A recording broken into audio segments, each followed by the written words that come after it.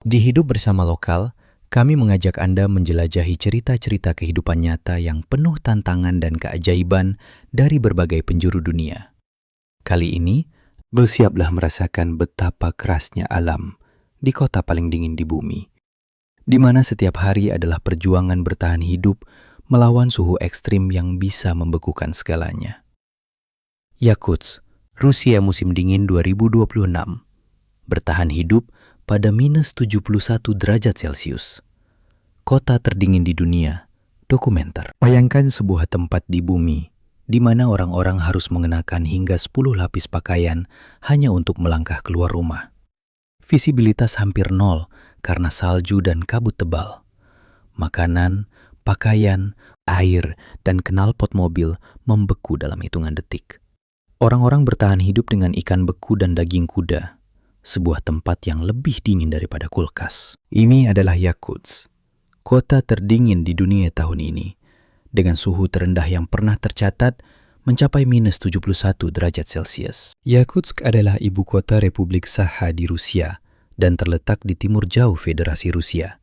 Jaraknya 8.200 km dari Moskow ke kota beku ini. Jalan menuju Yakutsk sangat menantang dan berisiko bagi nyawa. Rata-rata 350.000 orang tinggal di kota ini, di mana orang Rusia dan penduduk asli Sakha hidup berdampingan. Karena itu, bahasa Sakha dan bahasa Rusia sama-sama digunakan di sana. Kami datang ke Yakutsk pada musim dingin tahun baru untuk merasakan kehidupan di sana dan mengamati apa yang mungkin menjadi kota paling menantang di bumi bersama rekan tim lokal kami. Sejak pagi buta, kami makan makanan berlemak untuk menjaga tubuh tetap kuat melawan dingin.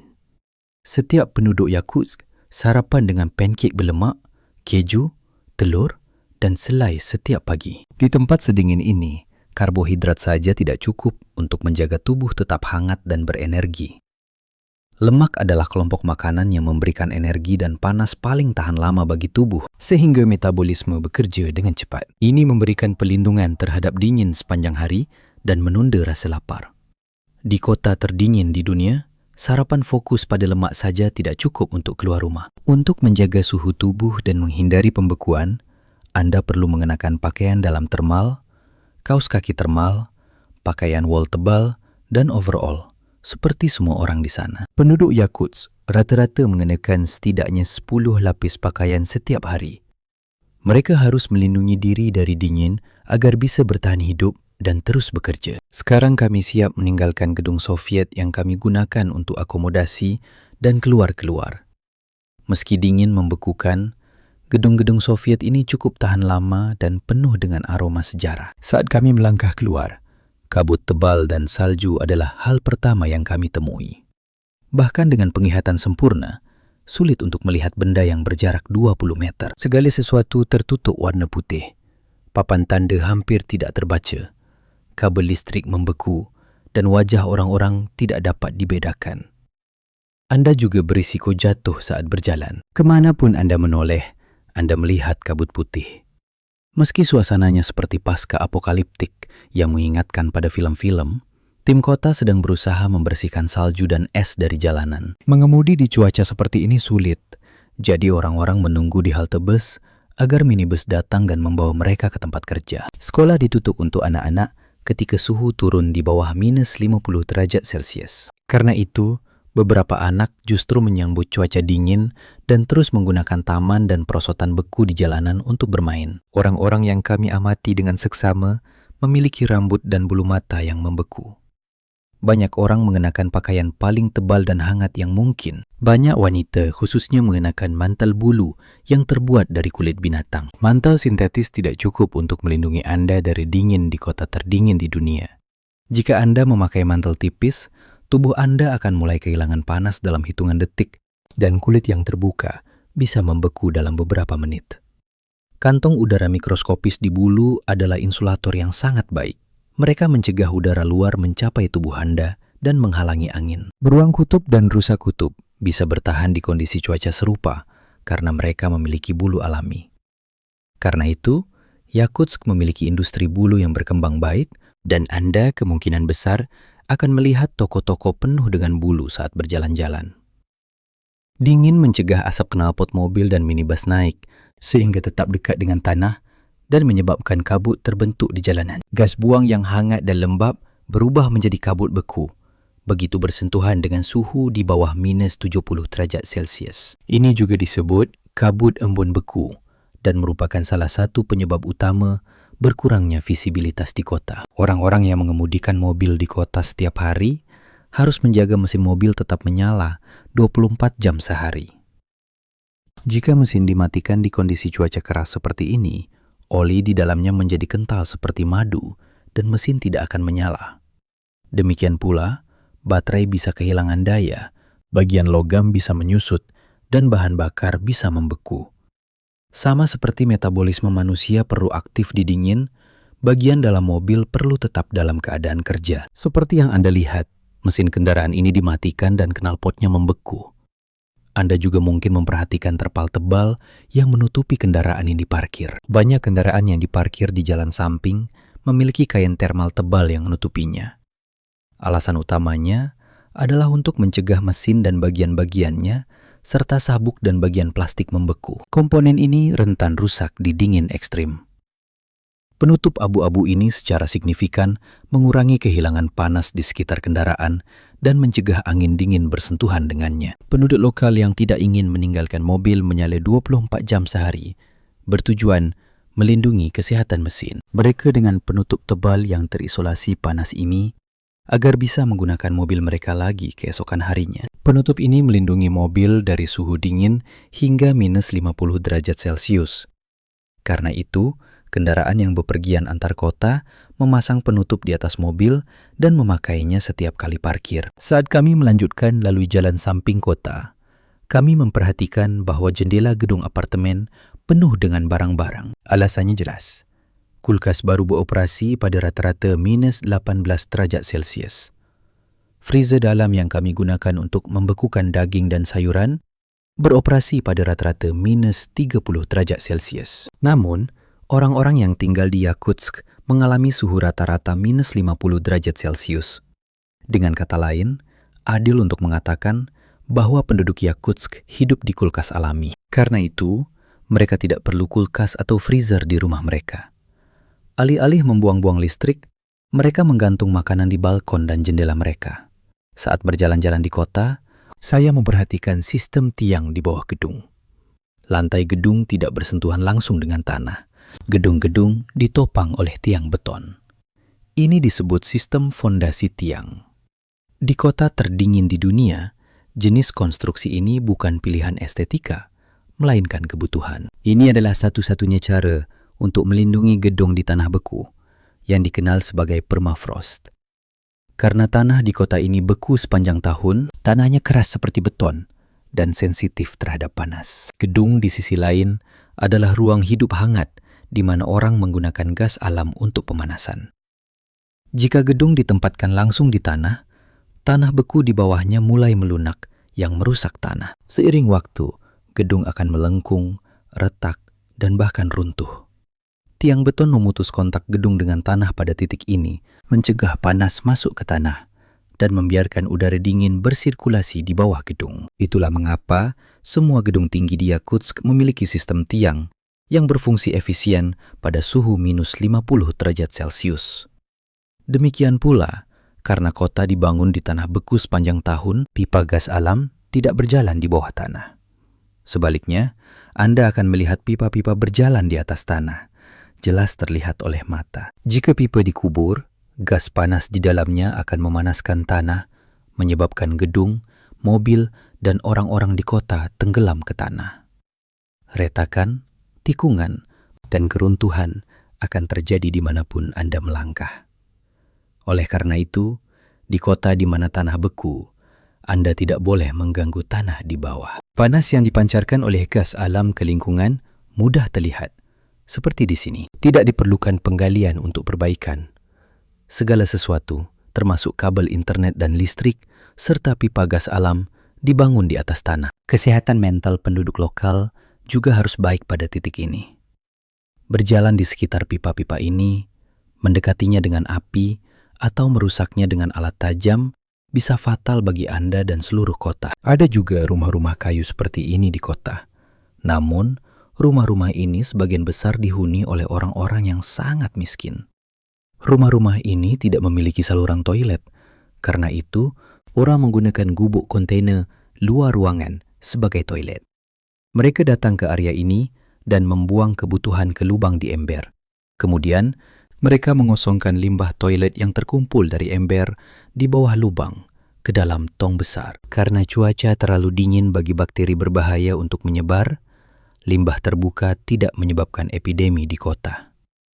Namun, bahkan dalam kondisi ini, sangat sulit dan merepotkan untuk memenuhi kebutuhan Anda. Biarkan saya tunjukkan bagaimana makanan dan minuman bereaksi di kota terdingin di dunia. Kami pergi ke supermarket dengan teman lokal dan membeli beberapa makanan.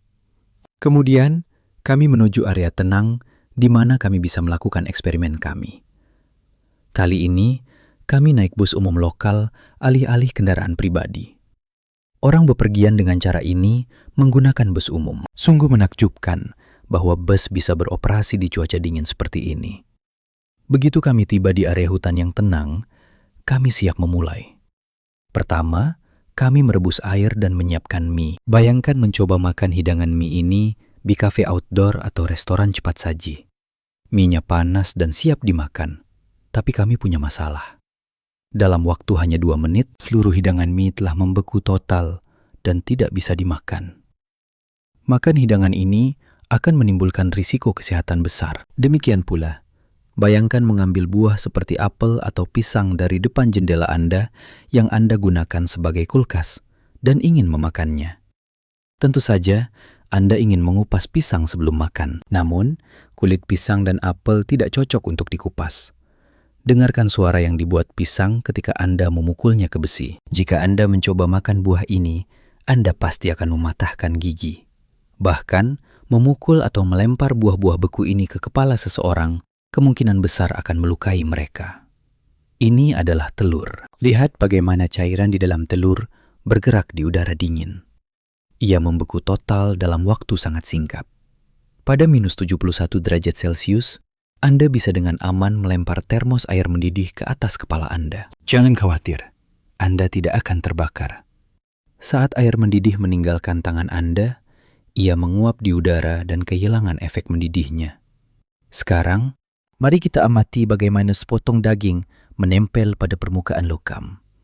Seperti yang Anda lihat, daging pada suhu tertentu menempel pada permukaan logam saat menyentuhnya dan pecah saat ditarik. Manusia juga memiliki suhu tubuh alami, jadi mereka harus menghindari membiarkan benda logam menyentuh tubuh mereka secara langsung di kota beku ini. Misalnya, jika Anda memakai kacamata dengan bingkai logam, mereka mungkin menempel di telinga, dahi, dan pipi Anda saat berjalan keluar. Mencoba melepas kacamata bisa menyebabkan sepotong kulit robek dari wajah Anda. Demikian pula, sepatu bot dan sepatu dengan resleting logam yang bersentuhan langsung dengan kulit tidak disukai di Yakutsk. Ini eksperimen lain untuk Anda. Bayangkan, mencuci pakaian di kota terdingin di dunia tanpa pengering. Anda tidak punya pilihan selain menggantung pakaian di luar dan menunggu hingga kering. Tapi ada masalah besar. Pakaian basah Anda akan membeku seperti kertas pada suhu mencapai minus 70 derajat Celcius. Begitu pakaian basah bersentuhan dengan udara, mereka menjadi keras dan rapuh dalam hitungan detik. Setelah itu, pakaian Anda akan sangat cacat. Seperti dalam eksperimen ini. Setelah eksperimen, saat mulai gelap, kami mengunjungi beberapa tempat lagi.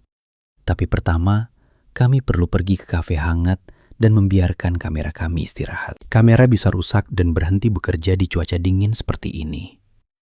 Kami juga penasaran melihat seperti apa kafe di kota beku ini. Jujur, suasananya jauh lebih baik daripada yang kami harapkan. Duduk di kehangatan kafe-kafe ini dan menyaksikan pemandangan bersalju di luar sungguh luar biasa. Begitu kamera kami siap, kami mengunjungi pasar lokal di mana berbagai daging dijual dalam kondisi sangat dingin.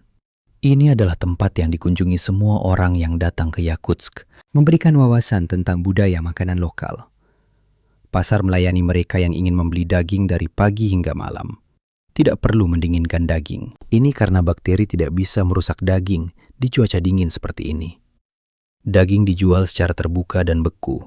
Daging kuda, kelinci hasil buruan liar, dan berbagai ikan besar langsung menarik perhatian Anda. Seperti yang Anda duga, tidak mungkin bertani di wilayah di mana tanah beku.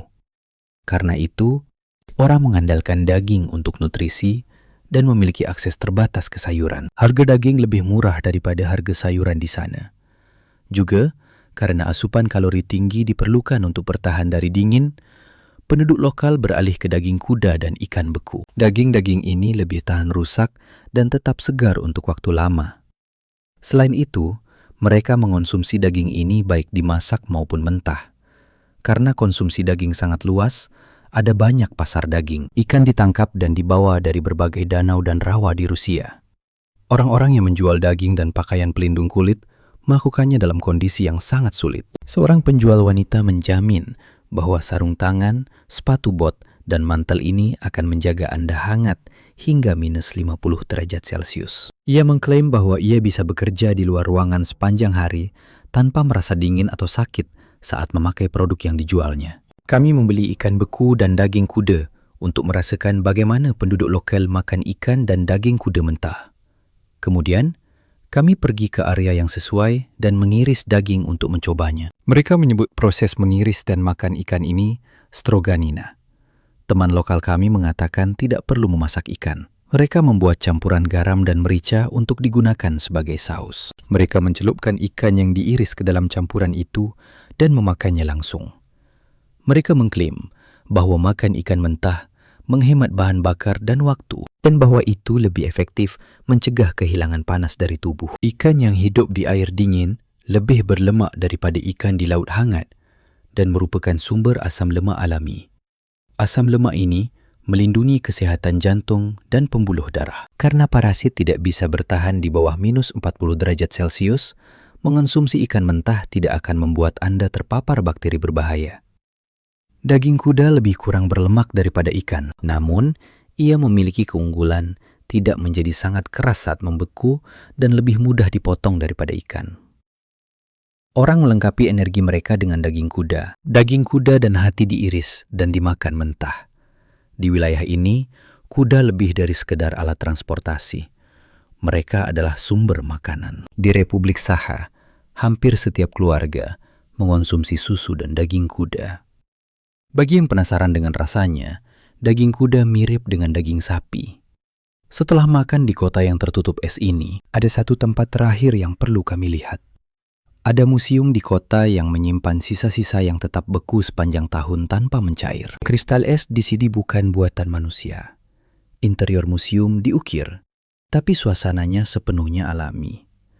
Kristal es yang Anda lihat di dinding bukan buatan. Mereka adalah produk dari napas manusia yang nyata. Karbon dioksida dan uap air yang dihembuskan orang di dalam museum berubah menjadi kristal es ini.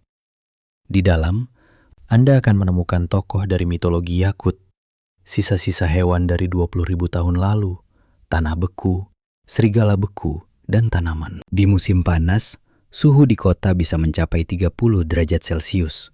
Namun, suhu di dalam museum tetap konstan pada minus 10 derajat Celcius sepanjang tahun. Dan bahan-bahan beku di dalam tidak pernah mencair. Ini adalah bukti lebih lanjut dari tanah permafrost kota.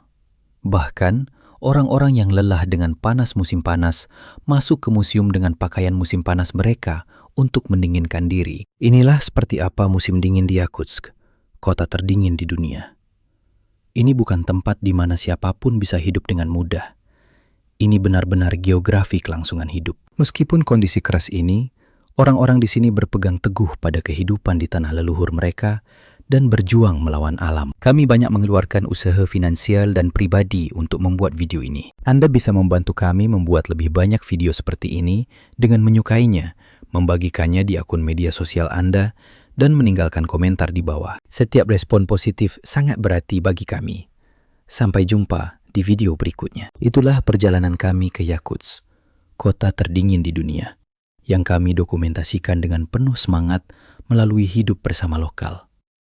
Meski penuh rintangan, ketangguhan penduduk lokal sungguh menginspirasi kita semua. Terima kasih telah menyaksikan bersama Hidup Bersama Lokal. Sampai bertemu lagi di petualangan berikutnya.